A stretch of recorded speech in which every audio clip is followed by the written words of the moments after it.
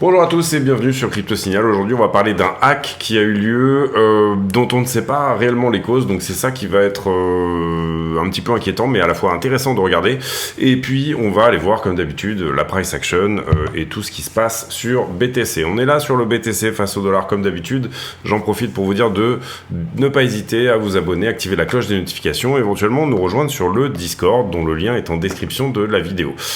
On est là sur BTC face au dollar en daily. Vous voyez qu'on a ravalé la bougie daily de hier, donc ça c'est pas très bon.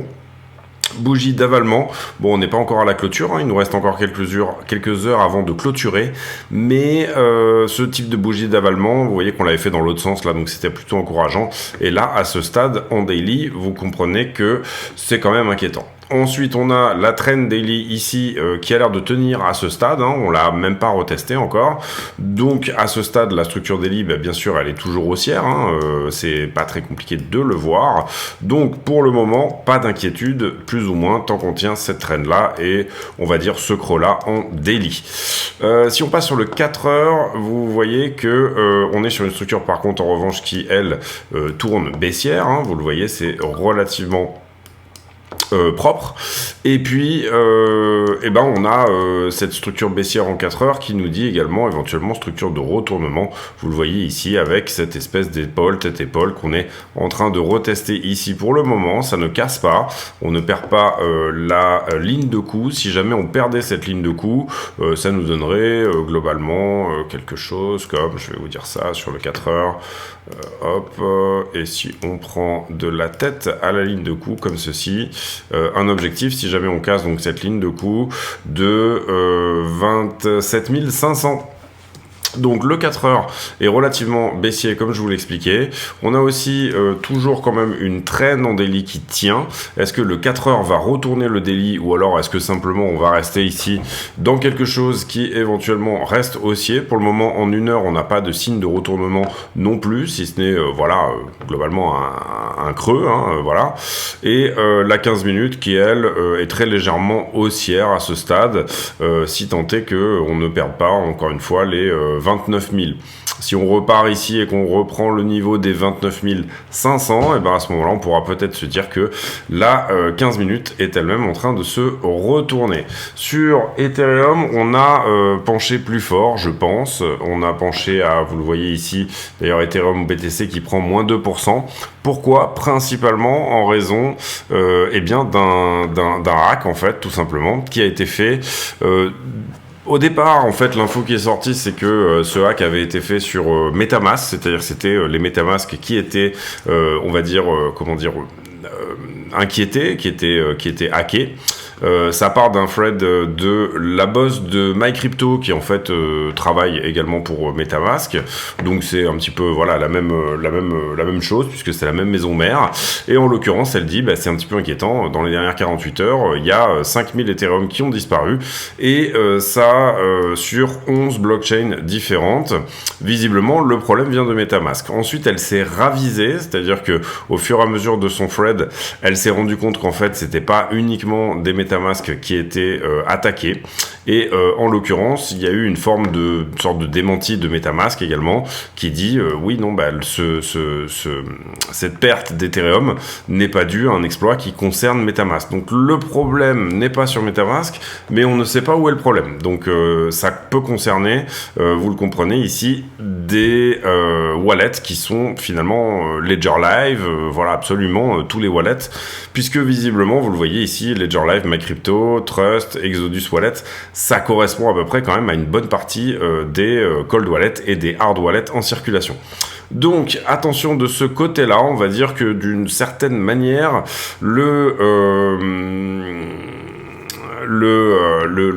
la bonne solution serait peut-être de construire, par exemple si vous avez beaucoup d'Ethereum, de différencier sur 3 ou 4 adresses différentes, chacune éventuellement avec une petite phrase différente, de manière à, si jamais vous êtes hacké vous-même, avoir avoir que 30% de votre patrimoine qui pourrait être hacké. Enfin, diversifier, on va dire, le risque.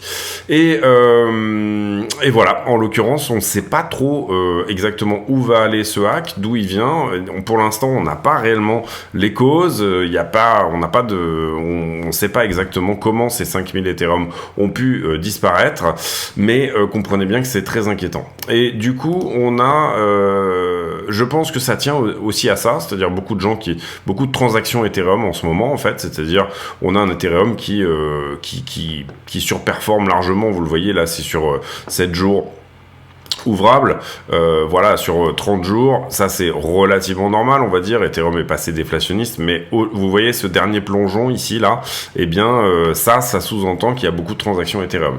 Il y a beaucoup de transactions Ethereum, on le voit également sur les gas fees. Il y a beaucoup de transactions Ethereum pour une autre raison également, qui est que en ce moment, il y a des meme coins qui performent très fort et qui sont potentiellement achetés sur Uniswap. Et donc, du coup, eh bien, les frais de transaction se font en Ethereum, donc ça peut être une explication. Donc à la fois un hack potentiel sur Ethereum dont on ne connaît pas la cause, je pense que ça va sortir cette nuit, c'est-à-dire que principalement le genre de choses dont il va falloir, le genre de tout ce qu'il va falloir regarder ici pour moi, c'est plus ou moins comment a été fait ce hack. Ça représente à peu près 10 millions de dollars, et surtout qu'est-ce qui est réellement menacé et quelles sont tout simplement les choses à faire pour se mettre à l'abri de ça. Si on regarde les news, on n'a sincèrement pas grand-chose sur le Wall Street Journal, journal du coin non plus. Les banques d'État qui mettent un pied dans la crypto en Chine. On voit que la Chine a fait un gros virage sur la crypto. Dernièrement, j'en ai pas mal parlé sur la chaîne. On a également pas grand-chose sur le Ethereum Shanghai Chapella. Sotheby's qui va vendre des NFT qui faisaient partie de la collection de Free Arrows Capital. Ici, la cour de Hong Kong qui dit que les cryptos sont une propriété. Ça intéressant aussi, Musk qui va lancer apparemment un Trust GPT, c'est-à-dire quelque chose en fait qui explique tout simplement un projet concurrent de ChatGPT et qui expliquerait que OpenAI en fait est entraîné à mentir.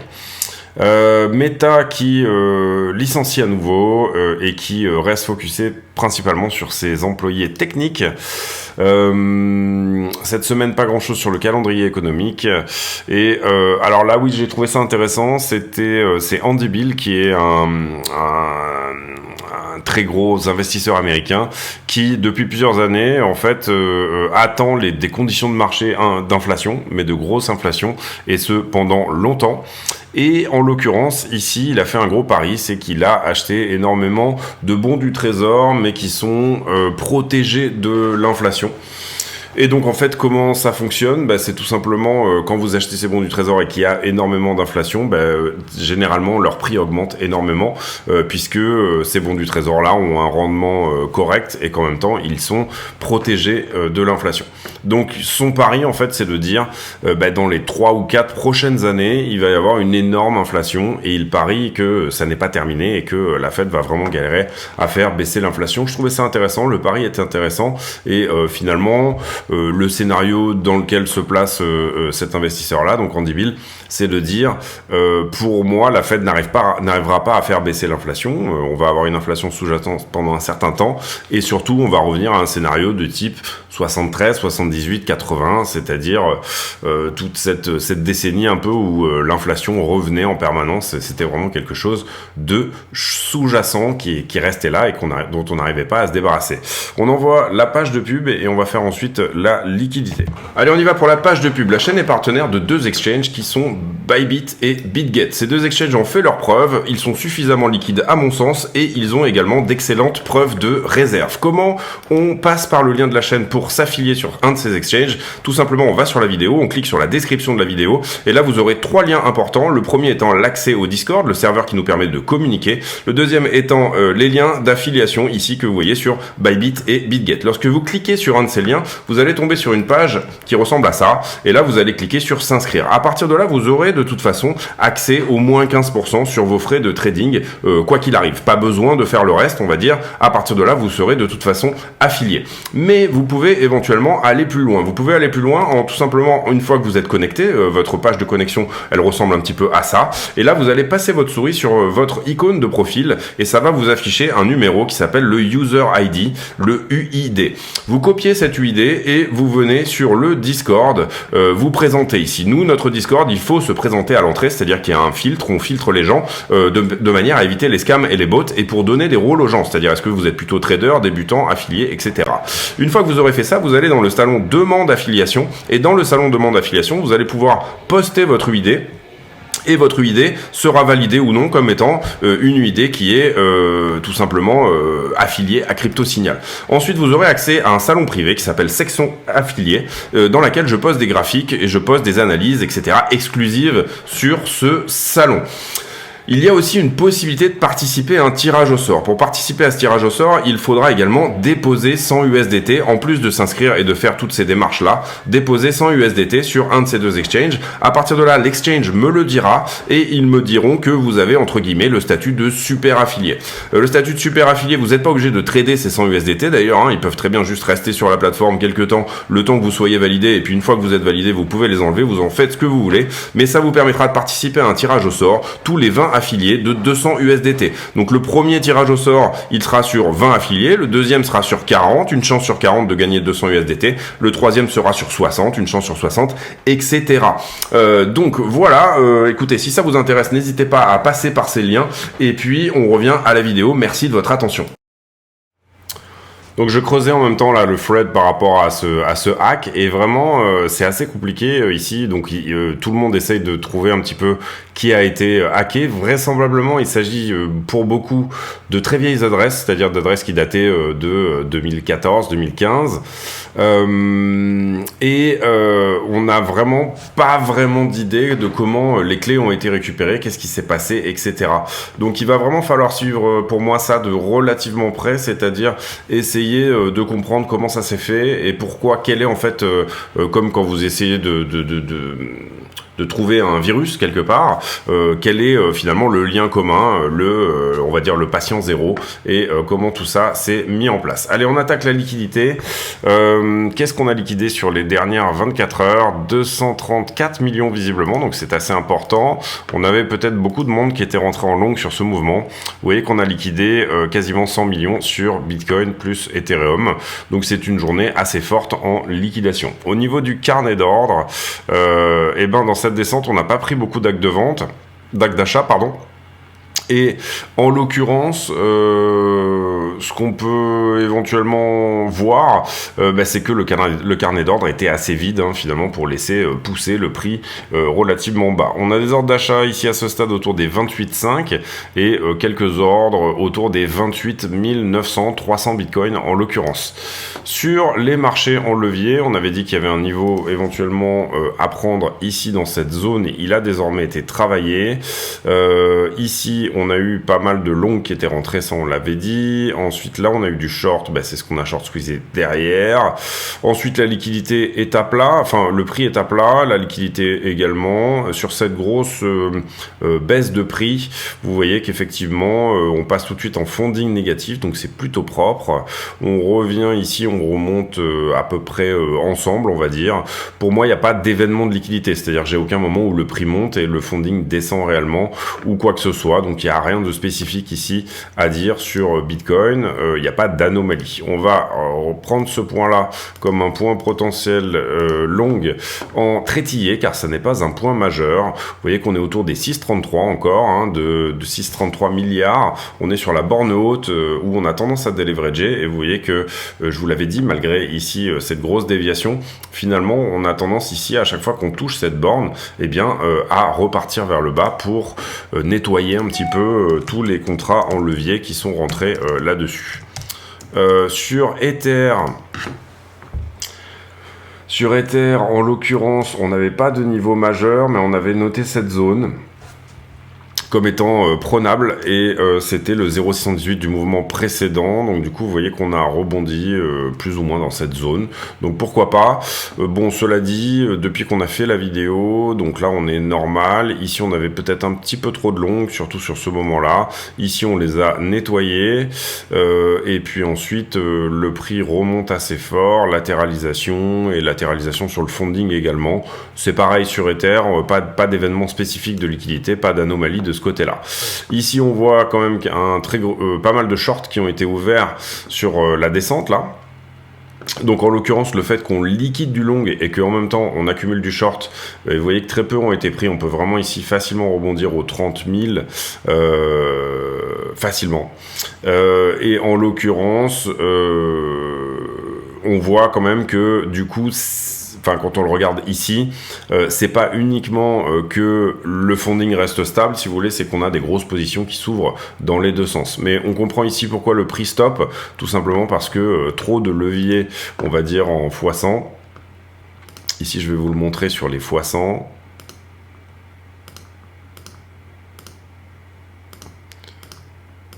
Et du coup, ce qu'on peut voir là-dedans, vous voyez que vraiment, on aurait potentiellement vraiment du x100, du gros, hein, 242 millions, c'est pas anodin. On a 3 positions consécutives qui s'ouvrent dans les 250 millions ici. Quelqu'un qui parie très fort à la baisse sur Bitcoin, soit il aura raison, et à ce moment-là, bah, du coup, on ne fera pas le mouvement vers le haut. Mais pour moi, ici, c'est une bonne zone pour éventuellement jouer un rebond aux 30 000.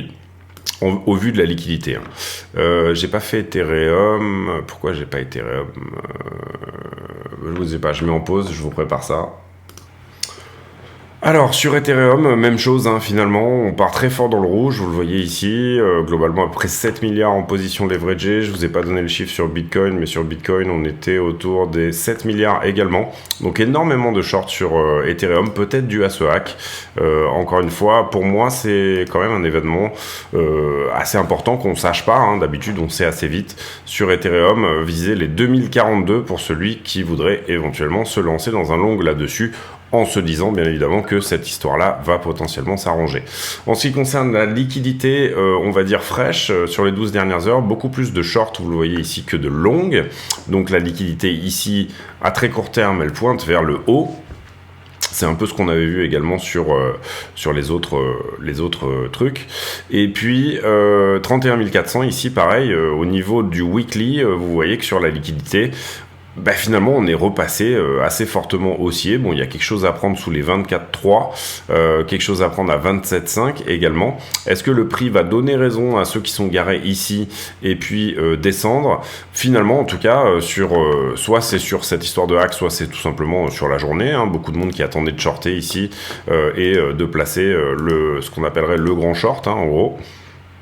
C'est-à-dire le bon short, mais en gros, on a quand même ici beaucoup de monde qui se positionne en short. Excusez-moi, je vous fais en même temps Ethereum. Ethereum, pareil, on est plus shorté que longé pour moi sur les 12 dernières heures. C'est pas énorme, mais c'est le cas. Et on commence à forcir très légèrement au-delà des 2190. Pour Ethereum, vous voyez qu'il y a quand même une zone à prendre ici, juste en dessous, quasiment jusqu'au 1880. Est-ce que le prix va profiter de cet événement, entre guillemets, pour pousser la liquidité en bas? Ou alors est-ce que le fait que tant de personnes soient rentrées depuis le 18, donc hier, en short, va nous donner tout simplement un prix qui est haussier? C'est un petit peu la question du moment. On retourne sur le prix et on fait le point là-dessus. Donc, Ethereum BTC, on voit assez fortement que il s'est fait repousser par sa trend. Pour moi, c'est ça qui est intéressant de regarder en ce moment, c'est est-ce qu'on va avoir une alt season ou pas à ce stade? Il rebondissait dans une zone vraiment logique, le support était relativement logique à l'attaque du creux qui est ici, et vous voyez que globalement ça nous continuait une forme de trend ascendante, hein. Et là on regarde 2021, si jamais je vous mets ici sur Ether BTC, on va dire une trend à peu près, quelque chose à peu près comme ceci. Voilà, en gros, là vous comprenez qu'on la touche pas parce qu'elle est potentiellement dans une time frame plus grande, mais si on a une trend, on va dire weekly ou quelque chose comme ça, vous voyez qu'on est tout pile dessus. depuis 2019, c'est-à-dire la grande tasse ici, le grand moment où finalement Ether surperforme Bitcoin. Pour le moment, la trend elle reste haussière, on a latéralisé un certain nombre de temps. Je pense moi personnellement qu'on est reparti ici vers le haut, c'est-à-dire que Ether va donner une belle performance par rapport à Bitcoin. Cela dit, bien évidemment, je n'en ai aucune certitude.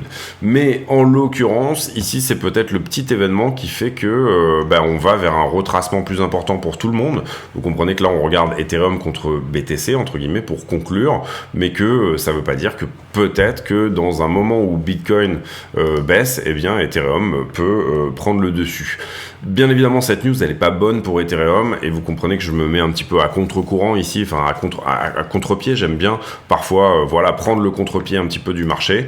En l'occurrence, ici, en ce qui concerne Bitcoin, en tout cas, le patron, qu'est-ce qu'il va nous dire par rapport à la crypto et qu'est-ce qu'il va se passer prochainement? Personnellement, j'ai une 4 heures qui va être ma tendance souvent préférentielle. J'ai une 4 heures qui est baissière. Au niveau chartiste, on voit assez bien là, une forme de trend bleue aussi qui repousse un petit peu le prix, et la trend de rouge ici qui le tient, la daily qui est là. Désolé, le graphe est un peu chargé, mais j'ai besoin de tout ça moi pour vraiment voir un petit peu mes niveaux. En l'occurrence, ici, si on tient le niveau daily actuel, vous voyez qu'on est sur un niveau qui est ce creux là, qui pourrait tenir le prix. Donc à ce stade, c'est un endroit où on pourrait rebondir, ça serait relativement logique, c'est-à-dire que vous comprenez qu'on a des niveaux qu'on vient tester plein de fois, et puis parfois ils permettent au prix d'en sortir avec juste une mèche en dessous, une prise de liquidité, ce qu'on appelle parfois un SFP, parfois on va dire dans d'autres systèmes de trading, enfin tout ça a un nom. Et en l'occurrence ici, pour moi, on n'a toujours pas eu notre gros mouvement vers le bas pour venir prendre toute la liquidité qui est calée ici. Voilà, c'est ça que je veux dire quand je m'exprime un petit peu mal, mais c'est ça que je veux dire dans mon propos, c'est que on a effectivement peut-être quelque chose à venir chercher en shortant autour des 23 000 $. Vraiment, je pense qu'il y a pas mal de liquidité qui est garée dans cette zone. Maintenant, si à chaque fois qu'on repousse et qu'on fait un plus bas en 4 heures, on a énormément de shorteurs qui rentrent et qui tentent le short du siècle, c'est un petit peu comme quand vous essayez d'attraper le bottom parfait, quand vous essayez malheureusement de shorter parce que vous avez un pressentiment comme le mien, ou ce genre de choses, que on va se prendre une gamelle, une petite, on parle pas ici de retravailler les 15 000 $, mais de se prendre une petite gamelle quand même, et du coup, pas mal de monde pense comme moi, et si jamais tout le monde pense en même temps la même chose, à ce moment-là, le prix, en fait, il continue à faire son travail, c'est-à-dire aller chercher l'argent là où il est, tout simplement. Voilà, c'est tout pour cette vidéo. J'espère que ça vous a plu, un petit peu au pied levé. J'ai une très grosse journée et du coup, je tenais quand même à faire une vidéo parce que quand je les fais pas, je me sens pas bien en fait. Et donc, en l'occurrence, aujourd'hui, c'était peut-être un petit peu décousu, mais j'espère que ça vous a plu. On fera le point sur ce fameux hack demain, je pense. Et puis, d'ici là, portez-vous bien. J'ai pour habitude en fin de vidéo de poser une question à la con, c'est-à-dire une question qui n'a rien à voir avec le prix du Bitcoin, mais qui nous permet de converser de choses et d'autres. Et en l'occurrence, la question du jour sera: est-ce que vous avez commencé à travailler sur votre déclaration d'impôt ? Est-ce que vous avez commencé un petit peu à faire vos petits calculs, vos petits trucs, pour voir comment ça pourrait fonctionner pour vous ? Je vous laisse là-dessus, répondez en commentaire à cette question, et puis on se retrouve demain pour une nouvelle vidéo. À très bientôt.